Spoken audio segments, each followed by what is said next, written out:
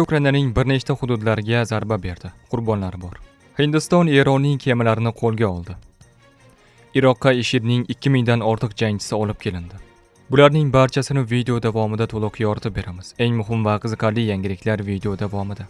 Hindiston AQSh bilan kelishuvlar tufayli Rossiya neftidan voz kechmoqda. Zelenskiy va Putin murakkab masalalarni hal qilish uchun shaxsan uchrashishadimi?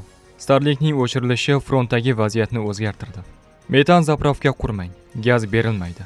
Jamshid Xo'jayev tadbirkorni ogohlantirdi. Aziz do'stlar, quyida shu haqda videoga like bosing va izohlarda fikrlaringizni yozib qoldiring. Iroqqa IShIDning 2000 dan ortiq jangchisi olib kelindi. Bu haqda Anadolu xabar berdi. Ma'lum bo'lishicha, 7-fevral kuni Iroq maxsus harbiy qo'mondonligi boshlig'i general-leytenant Saad Man Suriyadan Iroqqa 2250 nafar IShID a'zosi ko'chirilganini e'lon qilgan. Bu jarayon terrorchilik tahdidiga qarshi kurashish bo'yicha xalqaro koalitsiya bilan hamkorlikda amalga oshirilgan. Saad Man so'zlariga ko'ra, ular quruqlik va havo orqali olib kelingan.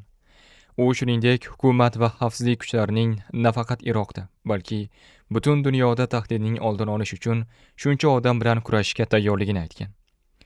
Maxsus guruhlar allaqachon tergovni boshlagan va hozirda shaxslarni xavf darajasiga qarab ajratishmoqda. Va ularning iqrorlari ham bevosita sud nazorati ostida qayd etilishi aytilgan. Tashqi ishlar vazirligi qolgan jangchilarning fuqaroligi bo'yicha bir nechta davlatlar bilan doimiy aloqada ekanini bildirgan. Ularni o'z vataniga o'tkazish jarayoni qonuniy talablar bajarilishi bilan boshlanadi. Hindiston AQSh sanksiyalari ostida bo'lgan va Eronning soya floti bilan bog'liq deb hisoblanayotgan 3 ta tanker kemasini qo'lga oldi. Bu haqda Times of India xabar berdi. Ma'lum qilinishicha, Arab dengizida noqonuniy neft tashish bilan shug'ullangan. AQSh sanksiyalariga tushgan 3 ta tanker ushlab qolingan. Nashrlarning yozishicha, tahlilchilar ushbu tankerlarni Eron nefti va Eronning yashirin soya flotiga aloqador deb baholamoqda. Hindiston idorasi ma'lumotiga ko'ra, 6-fevral kuni puxta muvofiqlashtirilgan dengiz va havo amaliyoti davomida xalqaro miqyosdagi neft kontrabandasi tarmog'i fosh etilgan. Jinoyatchi guruh mojarolar bo'layotgan hududlardan arzon neftni xalqaro usullardagi yuk ko'chirish punktlari orqali tankerlarga yuklab, qirg'oq bo'yi davlatlarga boj to'lamaslikka uringan. Kemalar kuzatuv va ma'lumotlar tahlili orqali aniqlangan. Shundan so'ng Hindiston harbiylari taxminan Mumbaydan 100 dengiz mili 185 kilometr g'arbda Hindistonning hududiy suvlari tashqarisida ularni to'xtatib, tekshiruv o'tkazgan. Ochiq dengizda ekipajlar ko'zdan kechirilgan. Elektron ma'lumotlar tahlili va dengizchilar so'rovi orqali ularning faoliyat sxemasi hamda xalqaro vositachilar tarmog'i aniqlangan. Qo'lga olinganidan so'ng barcha 3 ta tanker Hindistonning g'arbiy sohildagi portlardan biriga harbiy konvoy kuzatuvida yo'l olgan. Hindiston neftni qayta ishlash zavodlari mart-aprel oylarida yetkazib berish uchun Rossiya xom neftidan voz kechmoqda. Bu haqda Reuters xabar berdi. Nashrda Hind kompaniyalar Rossiya nefti bilan bitimlardan qochishni davom ettirishni rejalashtirayotgani ta'kidlanmoqda. Agentlik manbalariga ko'ra, bu qadam New Delhiga Washington bilan savdo kelishuvlarini ta'minlashga yordam berish uchun mo'ljallangan. Indian Oil, Bharat Petroleum va Reliance Industries kompaniyalari mart oyi uchun bir nechta Rossiya energiya ta'minotini rejalashtirgan. Ammo ular bahorning boshida yangi shartnomalar imzolamayapti. Agentlikning ta'kidlashicha, boshqa neftni qayta ishlash zavodlarining aksariyati Rossiya neftini sotib olishni to'xtatdi. Eslatib o'tamiz, Qo'shma Shtatlar 7-fevraldan boshlab Hindistonning Rossiya neftini sotib olishi sababli ilgari joriy qilingan Hindiston importiga qo'shimcha 25% tarifni bekor qildi.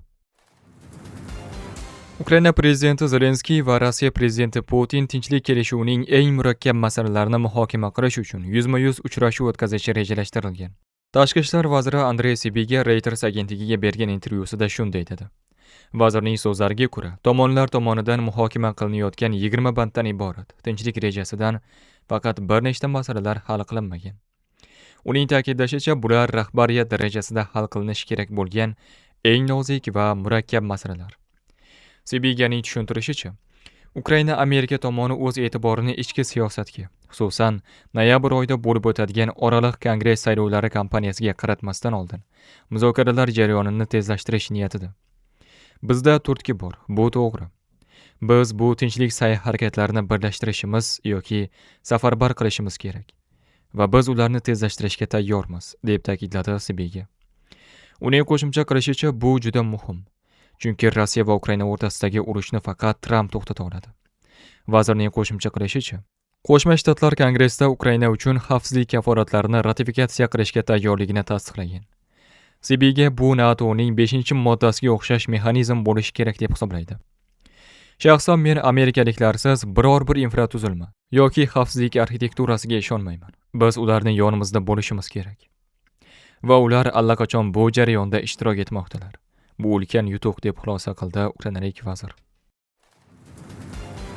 Aloqa muammolari frontning bir nechta hududlarida Rossiya armiyasi bo'linmalarini boshqarish va boshqarishni sezilarli darajada murakkablashtirdi. Bu haqda Ukraina qurolli kuchlari qo'shma kuchlari guruhi matbuot xizmati xabar berdi. Starlink terminallari o'chirilganidan so'ng Rossiya qo'shinlari jang maydonida o'z bo'linmalarini boshqarishda jiddiy qiyinchiliklarga duch kelishdi. Bu birinchi navbatda kichik hujum guruhlarini qo'llab-quvvatlash uchun dronlardan foydalanishga ta'sir qildi, deb ta'kidladi harbiylar. Ta'kidlanishicha, barqaror aloqasiz ilgari hujum taktikasining asosiy elementi bo'lgan harakatlarni real vaqt rejimida muvofiqlashtirish imkoniyati yo'qoldi. Sun'iy yo'ldosh aloqasining uzilishi qiyin ob-havo sharoitlari bilan birgalikda dushmanning yaxshi tashkil etilgan strategiyalarini samarali ravishda falaj qildi.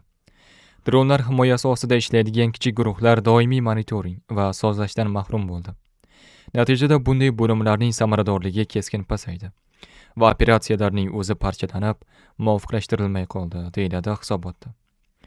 Fevral oyi boshida amerikalik tadbirkor va Starlink internet sun'iy yo'ldoshlarini kosmosga joylashtiradigan SpaceX egasi Elon Musk Rossiya harbiylarining Starlink tarmog'idan foydalanishni muvaffaqiyatli cheklaganini e'lon qildi. 2026-yil 6-fevral kuni O'zbekiston hukumati vakillari Qoraqalpog'iston Respublikasida bo'lib o'tib, tadbirkorlar bilan uchrashuv o'tdi. Muloqotda Amudaryo tumanida tadbirkor avtomobillar uchun elektr, gaz va benzin zapravkalar qurmoqchi ekanini aytdi. Buning uchun 40 sotix yer olgani, qurilishga barcha jihozlar tayyorligini bildirdi. Faqatgina metan zapravka qurishi uchun energetika vazirligidan ruxsat olishda muammo bo'layotganini aytib, masalani hal qilishda yordam so'radi. Bosh vazir o'rinbosari Jamshid Xo'jayev bunga javoban mas'ullar ishlab turgan zapravkalarga ham gaz yetkazib bera olmayotganini ta'kidladi. Hozir metan gaz zapravka qurishga ruxsat yo'q. To'g'risini aytinglar-da, yetkazib bermayapsizlar-ku. Bor metan zapravkalarga bular gaz yetkazib bera olmayapti. Farhod O'rozboyevich, Qoraqalpog'iston Vazirlar Kengashi raisi, buni tadbirkorlarga aytmaganmisizlar, deb savol qo'ydi hukumat raisi. Farhod Ermanovning aytishicha, metanga taqiq masalasida barcha tadbirkorlar ogohlantirilgan. Hokimlarning ham, muovinlarining ham xabarlari bor. Tadbirkorlarga bu masala bo'yicha aytganmiz. O'tgan yildan boshlab metan zapravka qurilishiga taqiq qo'yilgan. Hech qanday ruxsat yo'q, dedi Qoraqalpog'iston Vazirlar Kengashi raisi. Suhbat davomida Jamshid Xo'jayev tadbirkorga zapravka qurgani bilan puli uvol bo'lishini tushuntirdi. Sizga metan bermaydi. Qurilishni boshlamaslik kerak. Nega buni hokimiyat aytmaydi, dedi bosh vazir o'rinbosari. Ukrainaning bir nechta mintaqalarida Rossiyaning dron va artilleriya zarbalari natijasida 3 kishi, jumladan bir bola halok bo'ldi va kamida 21 tinch aholi jarohat oldi.